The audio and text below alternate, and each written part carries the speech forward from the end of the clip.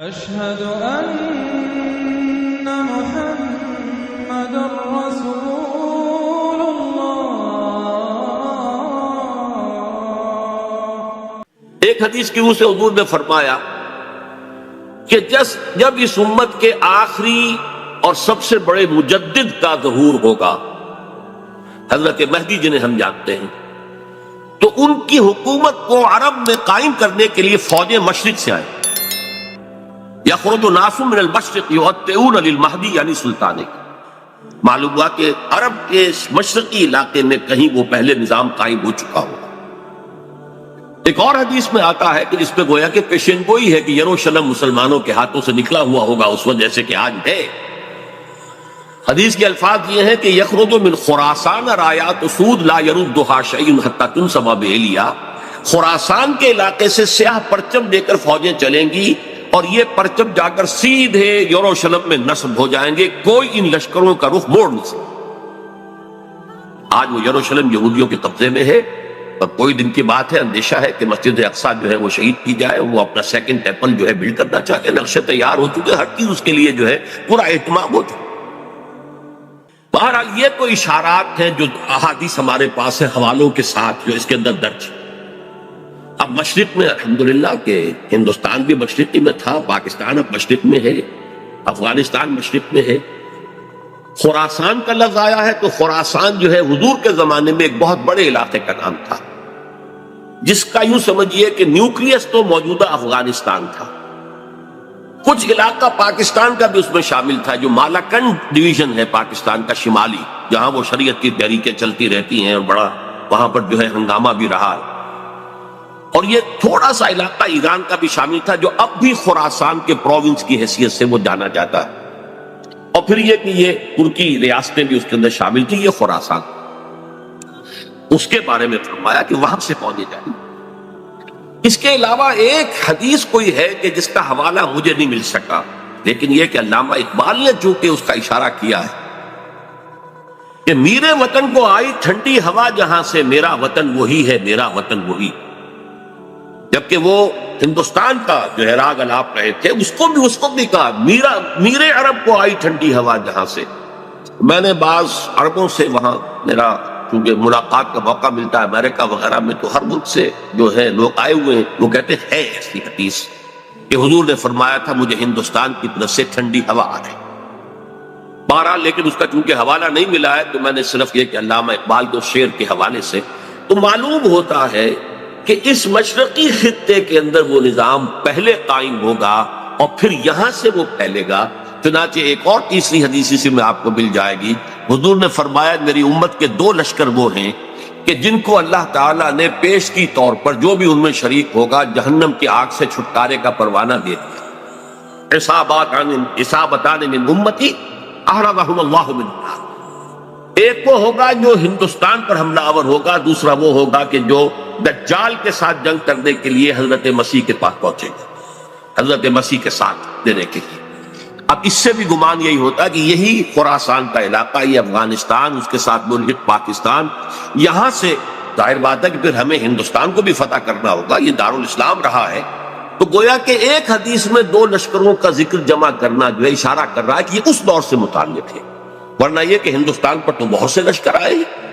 محمود غزنوی بھی آئے ہیں، ان کے حملے ہوئے ہیں، محمد غوری بھی آئے ہیں، سب سے پہلے محمد ابن قاسم آئے ہیں، یہ تو بہت لوگ آئے ہیں۔ لیکن یہ کہ اصل میں ایک حدیث میں دو کا جمع ہونا جو ہے وہ ادھر اشارہ کرتا ہے کہ یہ اس وقت جب ایک نیوکلیس بن چکے گا خلافت اللہ منہاج النبوہ کا، تو جیسے جزیرہ نما عرب سے شرق و غرب میں فوجیں چلی تھی، ایسے ہی مشرق میں ہمارے ہندوستان ہے اور مغرب کے اندر جو ہے یہ ہوتے ہوئے اور ایلیا تک وہ فوجیں پہنچ جائیں گی اور یروشلم جو ہے اس کو یہودیوں کے قبضے سے واگبات کرائیں گی۔ یہ احادیث اس میں موجود، لیکن اب جو میرے اس دعوت نامہ جو اب میں جس کا تذکرہ کر رہا تھا اس کا دوسرا حصہ شروع ہے۔ ادھر پاکستان اسی مقصد سے حاصل کیا گیا تھا کہ یہاں اسلامی نظام یعنی خلافت قائم کی جائے گی، لیکن ہم اپنی بدعمالیوں کے باعث تاحال مخالف سمت میں سفر کر رہے ہیں، اور اب حالات بتا رہے ہیں کہ تخت یا تختہ کے مصداق یا یہاں خلافت قائم ہوگی اور یہ عالمی خلافت کا نقطہ آغاز بنے گا یا پھر یہ ملک ختم ہوگا۔ گویا اب معاملہ دوڑو زمانہ چال قیامت کی چل گیا والا ہے اور فوری طور پر قبر کسنی لازم ہے۔ اس دعوت نامے کے اس مرکزی حصے کے بارے میں آج اس وقت کچھ ذرا تفصیل سے گفتگو کرنا چاہتا ہوں، اور یوں میں کہہ سکتا ہوں اس وقت کہ سلطنت خداداد پاکستان یا ملت اسلامیہ پاکستان کا ایک مرثیہ ہے جو مجھے کہنا ہے موجودہ حالات کے پیش نظر، لیکن یہ مرثیہ میں قرآن مجید کے الفاظ میں پیش کرنا چاہوں، جس کے لیے تمہیداً میں پہلے آپ کو یہ بتانا چاہتا ہوں۔ سورہ انبیاء کی ایک آیت ہے، آیت نمبر 10، لَقَدْ أَنزَلْنَا إِلَيْكُمْ كِتَابًا فِيهِ ذِكْرُكُمْ أَفَلَا تَعْقِلُونَ، ہم نے تمہاری جانب ایک کتاب نازل کر دی، اس میں تمہارا ذکر موجود ہے، تو کیا تم عقل سے کام نہیں لیتے، غور نہیں کرتے، سوچ بچار سے کام نہیں لیتے؟ اب اس آیت کا ایک مفہوم تو یہ ہو سکتا ہے کہ ذکر لکم مراد ہو، یعنی تمہارے حصے کی نصیحت، ہدایت، ذکرہ، تذکرہ اس قرآن میں ہے، وہ ٹھیک ہے، لیکن ذکر و کم اس میں اشارہ ایک اور بات کی طرف بھی آتا ہے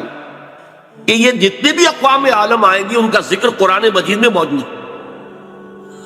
اور اس کی تائید ہوتی ہے، توثیق ہوتی ہے، تاکید ہوتی ہے ایک حدیث، وہ حدیث کے جو قرآن حکیم کی عظمت پر نبی اکرم صلی اللہ علیہ وسلم کے سب سے جامع اور سب سے مفصل بیان پر مشتمل، فصاحت و بلاغت کی معراج، حضرت علی اس کے راوی ہے رضی اللہ تعالیٰ عنہ، یہ حضور نے فرمایا انہا ستکون فتنۃ، ان قریب ایک بہت بڑا فتنہ رونما ہوگا۔ حضرت علی فرماتے ہیں کہ میں نے عرض کیا مل مخرج منہا یا رسول اللہ، اے اللہ کے رسول یہ بتائیے اسے نکلنے کا راستہ کون سا ہوگا؟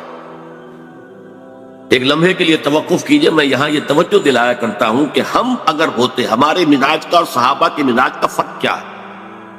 ہم ہوتے تو کیا پوچھتے؟ یہ حضور یہ فتنہ کیوں ہوگا، کب ہوگا، کدھر سے آئے گا، کیسے آئے گا؟ ہمارے تو سوالات یہ ہوتے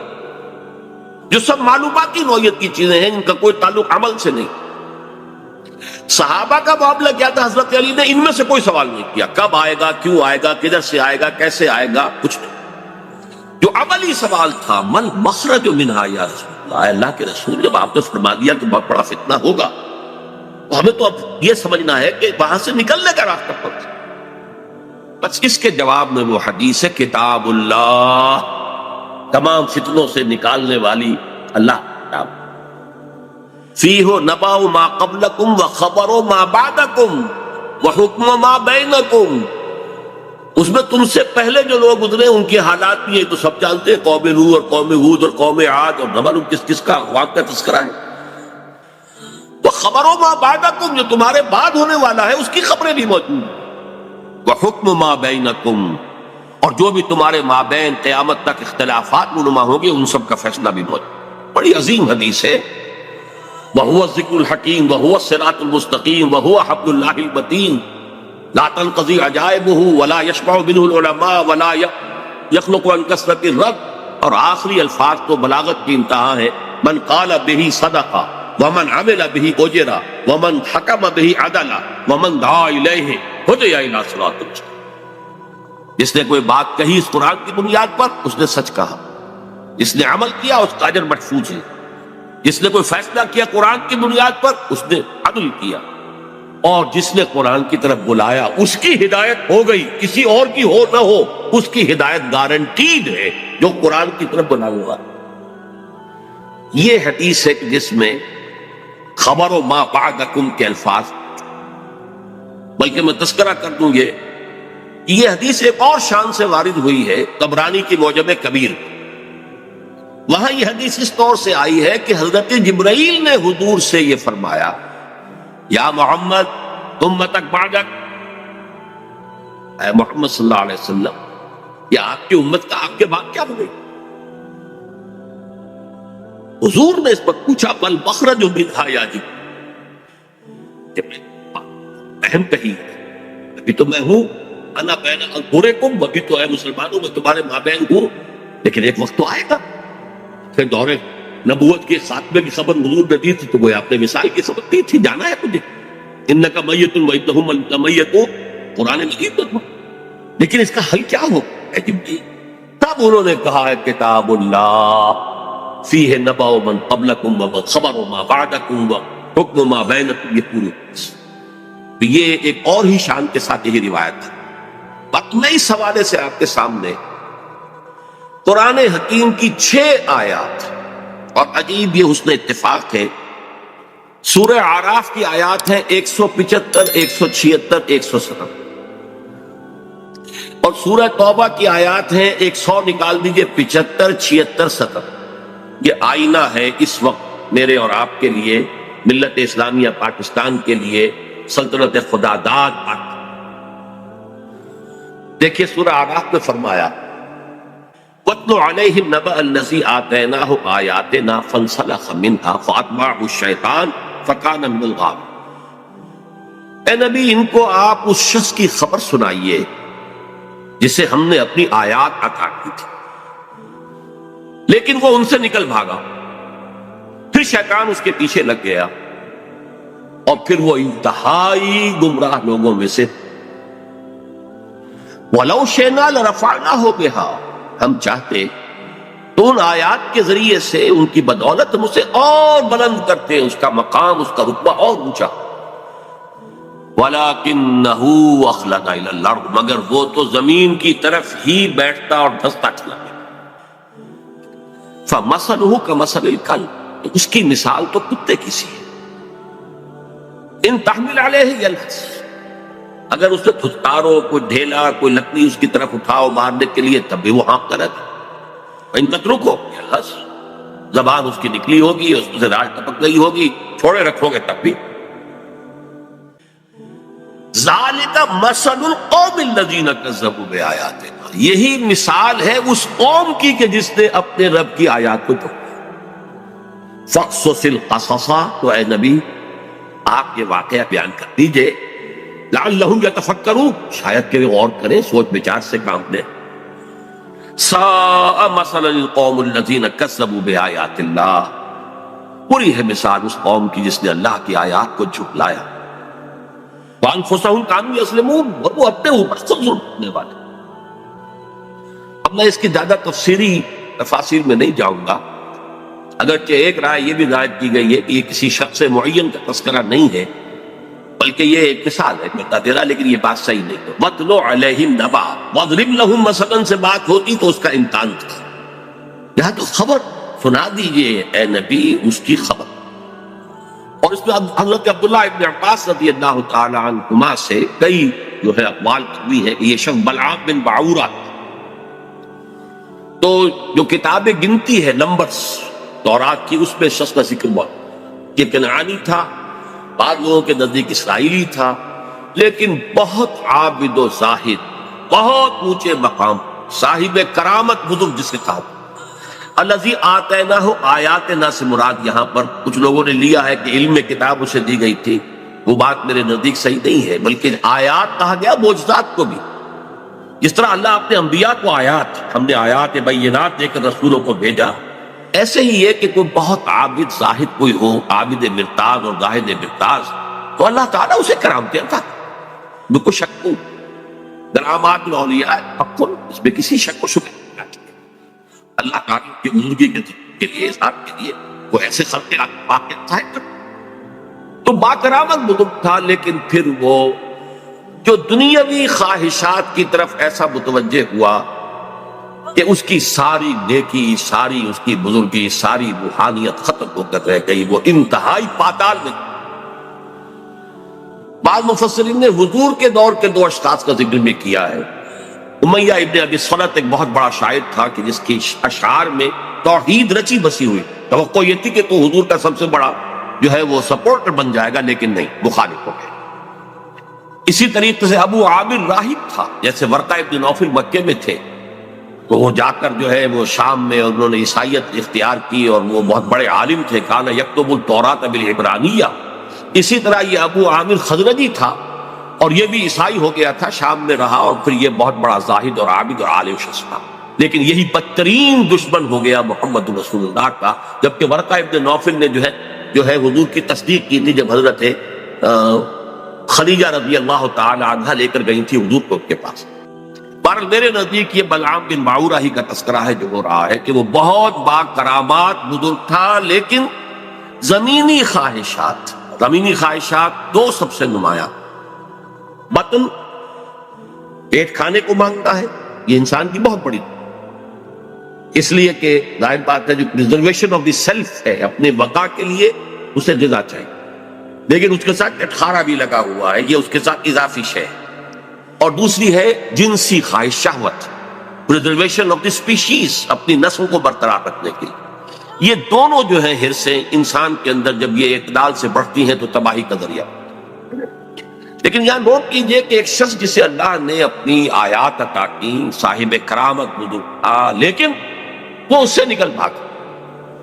اور یہاں فرمایا پھر شیطان اس کے پیچھے لگ، اور یہ بہت اہم نکتہ ہے، یعنی اولاً نہیں شیطان کے اغوا سے کوئی شخص جو ہے وہ گمراہ ہوا کرتا۔ قرآن مجید میں صاف یہ بات آئی ہوئی ہے، ان عبادی لیس لک علیہم سلطان، دیکھو تمہیں ہم مہلت تو دے رہے ہیں، قیامت تک کے لیے تمہاری زندگی طویل ہوگی، اور تم ہمارے بندوں کو جس طرح چاہو گمراہ کرنے کی کوشش کرنا، لیکن تمہیں اختیار کوئی حاصل نہیں ہو، اختیار اسے حاصل نہیں۔ تو جو شخص خود اپنی جو ہے داخلی غلط تقاضوں کے تحت غلط راستہ اختیار کرتا ہے، پھر شیطان اس کے پیچھے لگ جاتا، فَأَتْبَعَهُ الشَّيْطَانُ، تو شیطان اس کے پیچھے لگ گیا، فَكَانَ مِنَ الْغَاوِينَ، پھر وہ ہمارے ہاں جو کولوکیل لینگویج میں پھر برے کو گھر تک پہنچا کر رہتا ہے، وہ پھر آخری درجے تک پہنچا کر ہی وہ بس کرتا ہے، تو اس درجے تک بلعام بن باعورہ پہنچ گیا۔ وَلَوْ شِئْنَا لَرَفَعْنَاهُ بِهَا، ہم چاہتے تو اسے اور بلند کرتے، اس کے اور مقام اونچا ہوتا، وَلَكِنَّهُ أَخْلَدَ إِلَى الْأَرْضِ، وہ تو زمین میں دھستا چلا گیا۔ زمین سے مراد وہی زمینی خواہشات، نفسانی خواہشات۔ فَمَثَلُهُ كَمَثَلِ الْكَلْبِ، اس کی مثال کتے کی۔ اب کتا وہ جانور ہے، حیوانات، پیٹ اور جنس دونوں شہوتیں اس میں انتہا کو پہنچی، لہذا چاہے خوب پیٹ بھرا ہو، کسی صاحب کا یا کسی میم کا کتا ہو، خوب گوشت کھا کے گھر سے نکلا ہو، لیکن پھر بھی وہ باہر جائے گا تو ہر شے کو سونگے گا کہ شاید کوئی کھانے کی چیز، یہ اس کی یعنی سمجھ جبلت کے اندر، یہاں تک کہ آپ اس کو کوئی ٹھیکنا ماریے مارنے کے لیے تو وہ اس کو بھی سونگے گا کہ شاید اس میں کوئی کھانے کی کوئی شے موجود ہو، چلے گا بھی تو ادھر ادھر ہوتا ہوا، سونگتا ہوا، اور وہ اپنی شرمگاہ کو چاہتا رہتا۔ دونوں جو حرصے ہیں اس کے اندر انتہا کی، اور اس کا پھر ظہور کیا ہوتا، زبان ہر وقت نکلی ہوئی ہے، ہانپ رہا ہے ہر وقت، پیٹ بھرا ہو تب بھی ہانپ رہا ہے، اور پیٹ خالی ہو تب بھی ہانپ رہا ہے، تھکا ہوا تب بھی ہانپ رہا ہے، کھڑا ہوا تب بھی ہانپ رہا ہے، زبان نکلی ہوئی ہے اور اس کے اندر سے راڑ۔ یہ مثال دی ہے جیسے قرآن مجید میں گدھے کی مثال بھی آئی، مثل الذین حملوا التوراۃ ثم لم یحملوها کمثل الحمار یحمل اسفارا، مثال اس قوم کی جس کو ہم نے تورات عطا کی تھی، حامل تورات بنائی گئی تھی، وہ قوم پھر اس نے اس کا حق ادا نہیں کیا، اس گدھے کی سی مثال ہے جس پر کتابوں کا بوجھ لگا ہو، ایسے یہ گدھے کی مثال دی گئی ہے۔ اس کے بعد فرمایا ذالک مثل القوم الذین کفروا، یہ صرف ایک فرد کا معاملہ نہیں، پوری قومیں بھی اس تمثیل پر پوری اترتی ہے، اور اسی ڈسکرپشن کے اوپر وہ پوری اترتی ہے۔ کذبوا بآیاتنا، جو ہماری نشانیوں کو جھٹلا دے، فقصص القصص، تو اے نبی آپ یہ قصہ سنا دیجئے، لعلہم یتفکرون، شاید کہ غور کریں۔ آج میں آپ کو قصہ سنا رہا ہوں پاکستان کا، کس طور سے ان آیات پر منطبق ہو رہا ہے، شاید کہ آپ غور کریں، سوچیں، شاید کہ آپ کے اندر کوئی امنگ پیدا ہو جائے کسی عمل کی، جد و جہد کی۔ سا مثلا القوم الذین کذبوا بآیاتنا، آخری آیت بری مثال ہے اس قوم کی جس نے ہماری آیات کو جھٹلایا، وَكَانُوا أَنفُسَهُمْ يَظْلِمُونَ، وہ اپنے اوپر ظلم کرتے رہے، ظاہر بات ہے ہمارا کسی نے کیا بگاڑ۔ اب اندازہ کیجئے پاکستان وہ ملک ہے اس روئے ارضی پر جو بہت بڑی اللہ کی نشانیوں کے ساتھ وجود میں آیا۔ سب سے پہلی نشانی 27ویں رمضان کو اس کا قیام عمل میں آیا، اور جو بہترین رات ہو سکتی، فیہا یفرق کل امر حکیم، جس میں کہ تمام جو بھی اللہ تعالیٰ کے پختہ فیصلے ہیں وہ کیے جائیں۔ پاکستان 27ویں شب رمضان مبارک کی، اس میں اس کا وجود۔ پھر غور کیجیے کیسے قائم، کوئی امید کچھ عرصے پہلے بھی نہیں تھی کسی کو کہ پاکستان قائم، عام طور پر سمجھا گیا تھا یہ مسلم لیگ نے بارگیننگ کے لیے اتنی بڑی بات کری ہے، وہ لے دے کر معاملہ ہو جائے گا۔ اور سب سے بڑی بات یہ کہ خود 1 سال پہلے Quaid Azam cabinet mission plan کو تسلیم کر چکے۔ اس کا کیا مطلب تھا کہ کم سے کم 10 سال کے لیے ایک آزاد پاکستان کا وجود مؤثر ہو گیا۔ نظری طور پر 10 سال کے بعد امکان تھا، لیکن ایک مرتبہ مرکزی حکومت ایک وحدت کے ساتھ اگر وجود میں آ جاتی تو پنڈت نہرو نے جو کہا تھا سچ تو وہی تھا، نکل جاتی ہے جس کی منہ سے سچی بات مستی میں، اس نے وہ سچ کہہ دیا، جس کی وجہ سے پھر قائد اعظم نے جو تسلیم کر لیا تھا کیبنٹ مشن پلان کو، پھر اس سے آپ نے رجوع کیا کہ اس نے کہہ دیا تھا ایک دفعہ بن جائے پھر کون کسی کو علیحدہ عہدے دیتا ہے۔ اس پر پھر قائد اعظم نے پسپائی نا، اگر وہ خاموش رہتا تو کم سے کم 10 سال تک کوئی امکان نہیں تھا، اور اس 10 سال میں ہندو قوم نے کیا کرنا تھا اس کا تصور۔ پھر سوچئے پاکستان قائم ہوا، ہندو قوم ہمارے سے کس قدر تعداد میں زیادہ، تعلیم میں زیادہ، دولت میں زیادہ، تنظیم میں کس قدر منظم قوم، کس قدر تعلیم یافتہ، کتنی ان کے اندر جو ہے ایک یکجہتی موجود تھی۔ پھر کانگریس جیسی جماعت، بہت بڑی جماعت، تو کوئی شک نہیں، بہت بڑی عوامی جماعت، جس کے ساتھ یہ کہ لیڈرز کی سیکنڈ لائن کی ایک یوں سمجھیے کہ ایک بڑی قطار موجود تھی۔ یہ نہیں تھا کہ مسلم لیگ بس ایک بگولے کی طرح ایک تحریک کے طور پر اٹھی ہے، اس نے جو بھی حاصل کر لیا، ورنہ مسلم لیگ اصل میں ایک جماعت کی شکل میں منظم ہو ہی نہیں پائی تھی۔ یہی وجہ ہے کہ پتاشے کی طرح گھل گئی پاکستان میں۔ لیکن یہ کانگریس اور گاندھی جیسا، ہم بہرحال اس کے بارے میں جو بھی رائے رکھتے ہوں، لیکن یہ ہندوؤں کا مہاتما اور پوری دنیا کے اندر اس کی ایک عظمت جو ہے تسلیم کی جائے۔ اور چند مہینے پہلے اس نے کہا تھا کہ پاکستان سے میری لاش پر بن سکتا، ہندو جیسی قوم، گاندھی جیسا لیڈر۔ اچھا، دوسری طرف یہ ہمارے ولی خان صاحب جو ہیں وہ کچھ پچھلے زمانے کے کاغذات نکال کے لے آتے ہیں انڈیا آفس کے، جس سے یہ کہ انگریزوں نے کچھ سپورٹ کی تھی پاکستان کی یا مسلم لیگ کی۔ جب پاکستان بنا ہے، ایٹلی وزیر اعظم ماؤنٹ بیٹن یہاں کا وائس رائے، دونوں قائد اعظم سے شدید نفرت رکھنے والے، پاکستان کے تصور کے دشمن۔ لیبر پارٹی کی گورنمنٹ تھی، کنزرویٹو پارٹی کی گورنمنٹ ہوتی تو کچھ شکوک و شبہات کا موقع تھا، لیکن یہ تو لیبر پارٹی کے حکم نے جو کچھ لکھا ہے بعد میں وہ سب کے سامنے، آپ کو کچھ بھی باتیں نہیں رہے، ماؤنٹ بیٹن کی چیزیں بھی سب سامنے آ چکی ہیں، اس کے جس نوعیت کے تعلقات نہرو خاندان کے ساتھ تھے، اب وہ چیزیں بھی کہنے کی بھی نہیں ہے، ورنہ یہ کہ لیڈی ماؤنٹ بیٹن کے ساتھ اس کے ناجائز تعلقات تک کا چرچا موجود ہے۔ اور یہ کہ گاندھی کا تو وہ چیلا تھا، آخری وقت میں پنڈت نہرو نے اور پٹیل نے جا کر اس سے کہا تھا کہ ہم نہیں کہہ سکتے باپو کے سامنے جا کر یہ کہنے کی ہماری جرت نہیں ہے کہ ہم ہندوستان کی تقسیم پر راضی ہو گئے ہیں، کہ تم ہی جا کے راضی کہا۔ اس نے جا کر گاندھی سے بات کی، کیا پٹی پڑھائی ہے وہ جائے۔ یہ تھے وہ ناگزیر حالات جن میں پاکستان کا قیام، اور اس کے اندر جمع کر لیجئے یہ بات کہ 1 سال پہلے مولانا حسین احمد مدنی رحمت اللہ علیہ نے سلہٹ میں یہ کہہ دیا تھا، رمضان مبارک میں پورے 1 سال پہلے، ملأ اعلیٰ میں پاکستان کے قیام کا فیصلہ ہو چکا۔ ملأ اعلیٰ سے مراد فرشتوں کا وہ سب سے اونچا طبقہ ہے، جو اللہ کا مقربین جو ہوتے ہیں، ملائکۃ المقربین، وہ ملأ اعلیٰ سب سے اونچا، وہاں فیصلہ ہو گیا پاکستان میں۔ یہ دوسری بات ہے کہ جب ان سے پوچھا گیا کہ پھر ہم کیوں مخالفت کر رہے ہیں، ہماری پالیسی جو ہے وہ بدل جانی چاہیے، انہوں نے کہا کہ در حقیقت وہ تکوینی معاملہ ہے اللہ کا، ہمارا کام تکوینیات کے حوالے سے نہیں ہے، بلکہ ہمیں تو اپنی سوچ اور سمجھ سے جو بھی رائے صحیح ہے اسی کے اوپر کام کرنا ہے، لیکن فیصلہ ہو۔ یہ 1 سال پہلے کی بات ہے، اور ایسے شخص کی گواہی ہے جو پاکستان کے ساتھ یعنی کوئی متفق نہیں تھا، اگرچہ بعد میں انہوں نے تسلیم کیا، بہت خوبصورتی سے تسلیم کیا۔ جب وہ گئے ہوئے تھے کابل، اور وہاں کسی شخص نے، یہ قیام کے بعد کی بات ہے، کسی شخص نے ذرا چھیڑنے کے لیے کہ چلیے مولانا کچھ بولیں گے، پاکستان کے خلاف کو دھواں دار باتیں کریں گے،